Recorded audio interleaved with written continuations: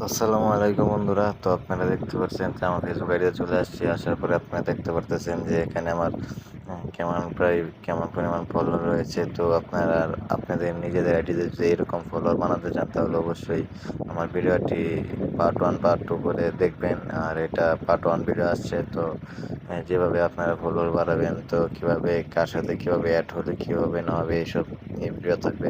তো আমি আজকে আপনাদেরকে একটা পোস্ট করে দেখাবো। তো চলেন বন্ধুরা একটা পোস্ট করি।